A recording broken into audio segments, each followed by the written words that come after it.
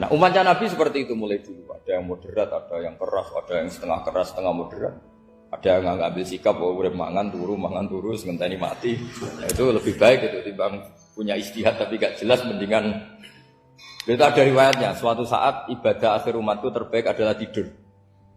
Maksudnya tidur itu gak ngambil sikap, masyhur itu. Saya beri riwayat yang ada di Bukhari Muslim. Satakunu fitanun al-qa'id fiha khairun al-qa'im wal-qa'in fiha khairun al-masi wal-masi fiha khairun nasai. Nanti di akhir zaman itu banyak fitnah. Kata Rasulullah, yang duduk lebih baik ketimbang yang berdiri, yang berdiri lebih baik ketimbang yang jalan, yang jalan biasa lebih baik ketimbang yang jalan bergegas. Man tasyarrafa laha tastasrifu. Fitnah itu adalah siapa yang terlibat maka akan semakin parah. Sehingga semenjak itu ulama berpikir nanti di akhir zaman kalau ada fitnah, itu sebaiknya orang ngambil sikap sepasif-pasifnya, secuek-cueknya. Jadi semua syurahul hadis sepakat makna hadis ini apa? Orang disuruh sikap secuek-cuek. Misalnya pilihan presiden, contoh kecil pilihan presiden.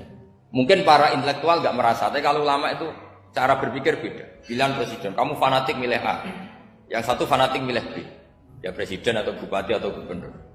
Terus yang satu bilang gini, wah kalau nggak di presideni A, nggak di bupati A, nggak di gubernuri A, negara ini rusak. Mungkin betul dari segi jejak rekamnya A ini bagus.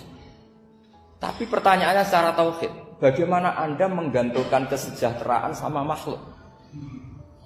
Kamu nggak pernah terusik begitu kan para intelektual? Itu kan melukai. Bagaimana mungkin Anda menggantungkan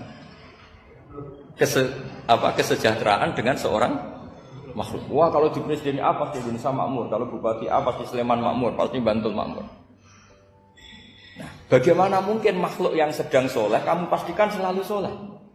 Wong dia makhluk bisa berubah. Sementara yang B misalnya fasik, wah kalau dipimpin B pasti rusak negara. Bagaimana kamu pastikan B yang fasik selalu fasik? Dia saja dia husnul khotimah. Yang fasik pas mimpin jadi soleh, yang soleh pas mimpin jadi fasik. Akhirnya ulama karena tahu sifat manusia itu rubah-rubah dan kendali di tangan Allah, sikapnya nggak jelas. Saya ini termasuk orang yang terkenal nggak jelas. Karena kalau ditanya, Gus sampai milih presiden mana, bakti mana? Sanut pangeran Gresing jadi ya kalau lihat. Wah, anut pangeran yo kacau. Wah, luwe kacau menan anut pangeran kan. Ini kan sudah tidak sambung karena pikirannya ulama. Memang nggak beda, cara berpikir ulama itu beda.